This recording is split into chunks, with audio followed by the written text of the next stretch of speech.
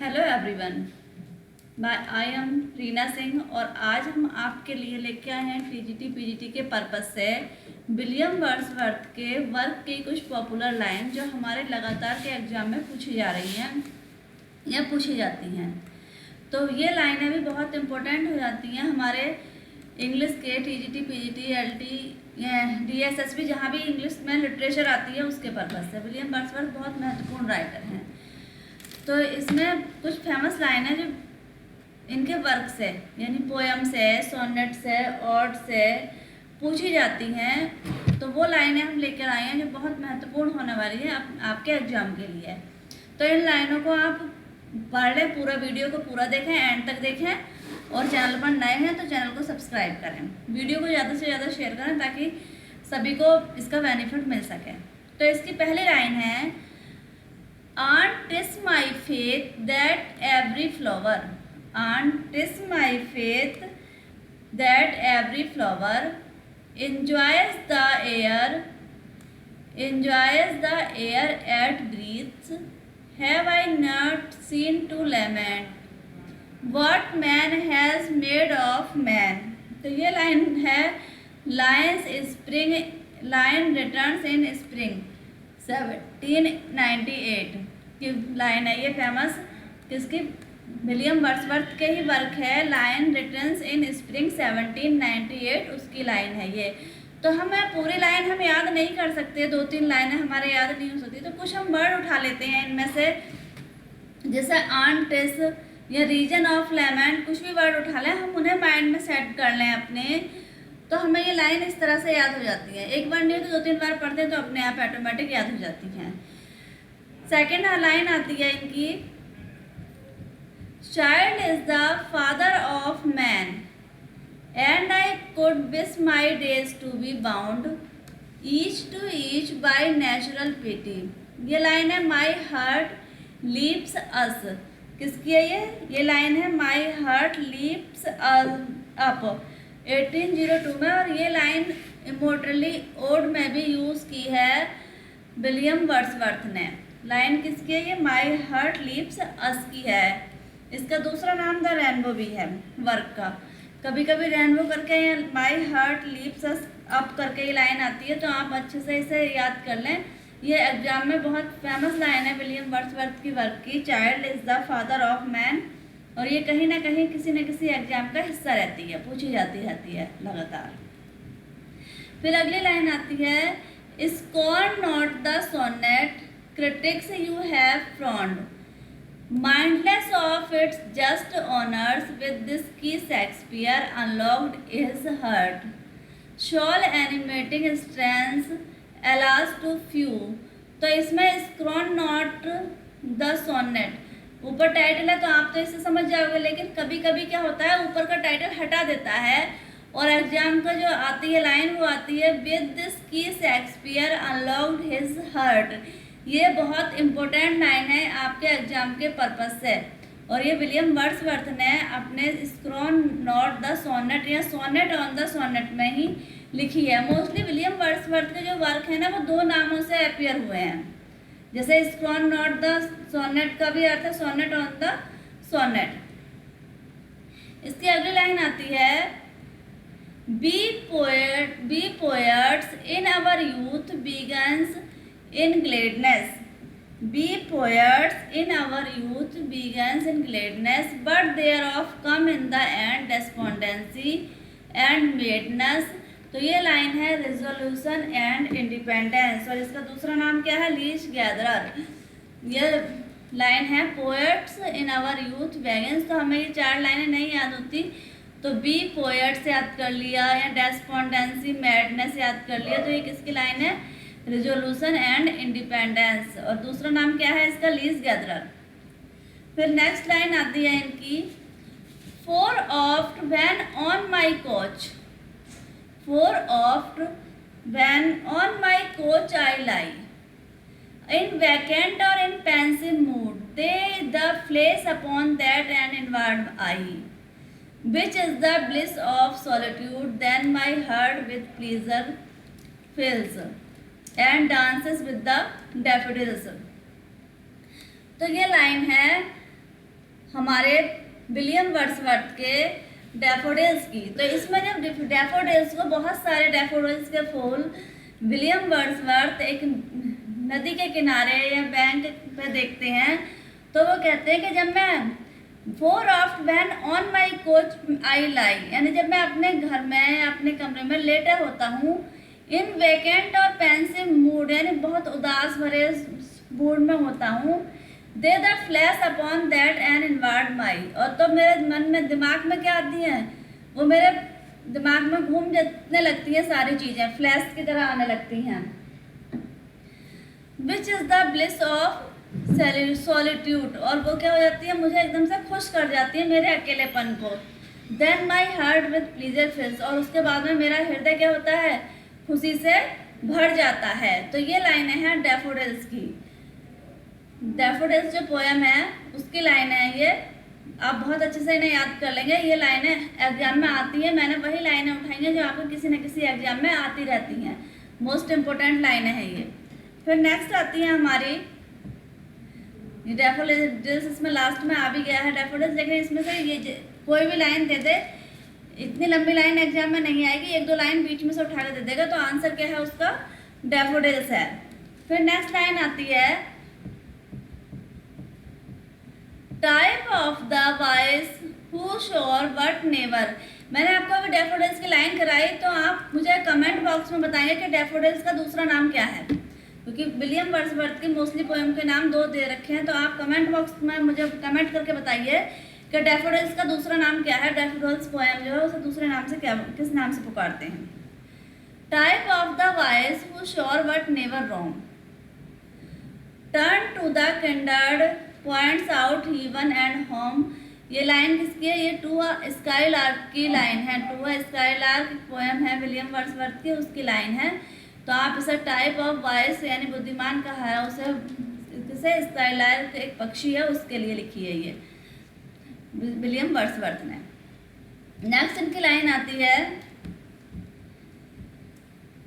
The world is too much with us, the word is too much with us, late and soon, getting and spending we lay waste our powers, little we see nature that ours। ये line है the world is too much with us की। ये poem William Wordsworth ने जब लिखी थी, जब बहुत ही औद्योगिकरण हो रहा था, लोग नेचर से दूर हो रहे थे, फैक्ट्रियाँ वगैरह लगाई जा रही थी, तो उस टाइम विलियम वर्ड्सवर्थ ने ये लिखी थी line, poem the world is too much with us. तो हम इन लाइनों को बहुत अच्छे से याद कर लेंगे। Mostly line little we see in nature that is ours, ये लाइन एग्जाम में पूछी जाती है, क्योंकि the world is too much with us तो ये पोएम का टाइटल है और ये लाइन भी है, तो ये लाइन नहीं आएगी। लाइन आएगी यहाँ पे getting and spending we lay waste our powers, या little we see in nature that is ours. तो किसकी लाइन है ये, the world is too much with us की लाइन है ये सर विलियम वर्ड्सवर्थ की।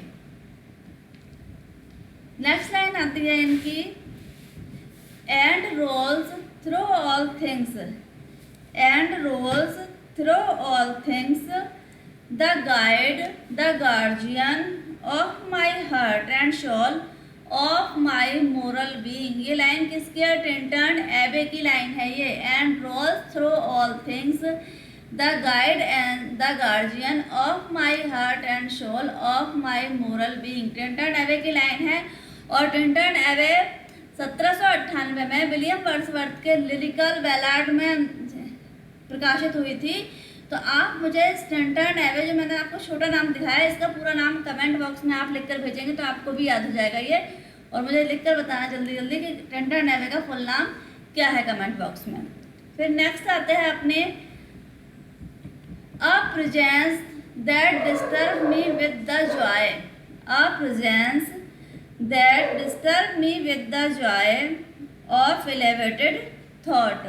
तो ये लाइन भी किसकी है, ये भी टिंटन एबे की लाइन है। A present that disturb me with the joy of elevated thought, Tintern एबे की लाइन है ये। टिंटन एबे का पूरा नाम आप कमेंट बॉक्स में मुझे लिखकर दिखाइए, बताइए। फिर लाइन, अगली लाइन आती है Our birth is but a sleep and forgetting, the soul that rises with us, our life's stars, hath had a else ever its setting. तो ये लाइन भी किसकी है? ये लाइन इमॉर्टली ओड की है, और इमॉर्टली ओड का भी एक बहुत बड़ा टाइटल है विलियम वर्ड्सवर्थ का, तो उसे भी आप कमेंट बॉक्स में लिखिए। क्या होता है कि लिखने से हमें बहुत याद रह जाता है कि हमने ये पढ़ा है और यहाँ पर हमने इसका ये फुल टाइटल लिखा था, क्योंकि एग्जाम में किसी भी विलियम वर्ड्सवर्थ की किसी भी वर्क का दूसरा नाम पूछ लेगा या उसका पूरा टाइटल पूछ लेगा कि इसका फुल टाइटल क्या है, क्योंकि फुल टाइटल भी आपको याद रखना जरूरी है। तो आप कमेंट बॉक्स में मुझे इमॉर्टली ओड का भी फुल टाइटल पूरा नाम लिख कर दिखाएं कि क्या नाम है उसका पूरा। नेक्स्ट आती है हमारी सेकंड थिंग है इसकी, ये मैंने बता दिया आपको, इमॉर्टली ओड से ली गई है ये लाइन है, our birth is but a sleep and forgetting. Next line आती है इसकी, fair seed time had my soul, I grew up fostered alike by beauty by fear. तो ये लाइन है प्रेल्यूड की। प्रेल्यूड क्या है? एक तरह से बायोग्राफी भी है, ये डेडिकेट है एस.टी. कॉलरिज को। ये एक तरह से विलियम वर्ड्सवर्थ की बायोग्राफी है। उन्होंने अपने बचपन से लेकर खेल कूद, एजुकेशन सब इसमें डिस्कस किया है प्रेल्यूड। और किसका पार्ट है ये लिख के दिखाओ मैंने, क्योंकि आपको जो पहली वीडियो बताई है उसमें बताया था कि प्रेल्यूड किसका पार्ट है। सबसे पहले जो लिखना चाहते थे विलियम वर्ड्सवर्थ वो अधूरा रह गया, उसके दो पार्ट बने थे, एक्सकर्सन और प्रेल्यूड। तो दोनों ही किसका पार्ट है? ये प्रेल्यूड और एक्सकर्सन। और प्रेल्यूड में कितनी बुक है जो मैं बता चुकी हूँ आपको अपनी पहली वीडियो में। That plussed mood in which the burden of the mystery, that blessed mood in which the burden of the mystery, in which the heavy and weary weight of all this unintelligible word is lightened। ये भी line किसकी है? टेंटन एवी की है। That blessed mood in which the burden of the mystery, in which the heavy and weary weight of all this unintelligible word is lightened। Line किसकी है? ये टेंटन एवी की लाइन है। नेक्स्ट आती है हमारी, not without hope, not without hope we suffer and we mourn. और ये लाइन क्या है? किसकी है? ये पील कैशल की लाइन है। No without hope we suffer and we mourn. और पील कैशल ये विलियम वर्ड्सवर्थ ने किससे प्रेरित होकर लिखी थी ये, और क्यों लिखी थी, किसके ऊपर ये एलेजी लिखी थी? तो आप इसे मुझे कमेंट बॉक्स में बताओ कि ये पील कैशल किसके वर्क से प्रेरित होकर, इंस्पायर होकर विलियम वर्ड्सवर्थ ने लिखा था। Not without hope we suffer and we mourn किसकी लाइन है? ये पील कैशल की लाइन है। अगली हमारी लाइन आती है इसकी, Milton thou shouldst be living at this our.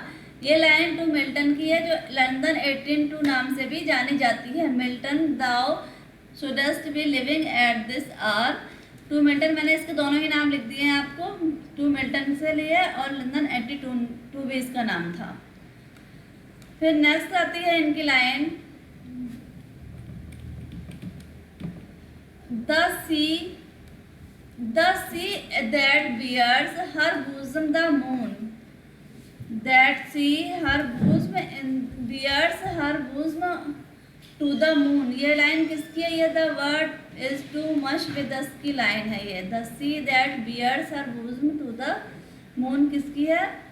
the word is too much with us की लाइन है ये। नेक्स्ट आती है हमारी 17 line, we are led asleep in body and become a living soul. ये लाइन किसकी है? ये भी टेंटन एवे की लाइन है। और टेंटन एवे का फुल टाइटल आप कमेंट बॉक्स में लिखकर बताएं। वी आर लेड एस्लीप इन, और इसे डेडिकेट किसे किया था ये भी आपको बताना है, क्योंकि मैंने आपको जो पीछे वीडियो बनाई है, एक लंबी वीडियो है विलियम वर्ड्सवर्थ के वर्क और बायोग्राफी की। अगर आपने वो नहीं देखी है तो पहले उसे जाकर देखें, फिर से देखेंगे तब आपको पता लग जाएगा कि ये वर्क किसने लिखा है, किसको डेडिकेट किया है ये टेंटन एवे और कब लिखा था। पूरी डिटेल आप टेंटन एवे की कमेंट बॉक्स में देखिए। फिर नेक्स्ट लाइन आती है इनकी, a poet could not be gay in such a jocund company. किसकी लाइन है ये? डैफोडिल्स की लाइन है। A poet could not but be gay in such a jocund company. फिर विलियम वर्ड्सवर्थ की लाइन आती है, we are selfish man, we are selfish man, O raise us up, return to us again. किसकी line है ये? To Milton की line है। किसने लिखी है? वर्ड्सवर्थ का वर्क है टू मिल्टन, तो उसकी लाइन है ये, we are selfish man, O raise us up, return to us again. तो सब ये जो है थी कुछ विलियम वर्ड्सवर्थ के वर्क और उनसे ली गई लाइन, जो किसी न किसी वर्क से ली गई है। इनका अगर एक नाम दे रखा है तो आप दूसरा नाम कमेंट बॉक्स में लिखकर बताएं, और बने रहें चैनल पर ऐसी ही वीडियो पाने के लिए। चैनल को ज़्यादा से ज़्यादा सब्सक्राइब करें, शेयर करें और वीडियो को लाइक करें। और जो मैंने आपको क्वेश्चन दिए हैं कमेंट बॉक्स में करने को, तो उन्हें कमेंट बॉक्स में ज़रूर लिख कर दिखाएं। तो मिलते हैं अपनी नेक्स्ट वीडियो में नए राइटर के साथ।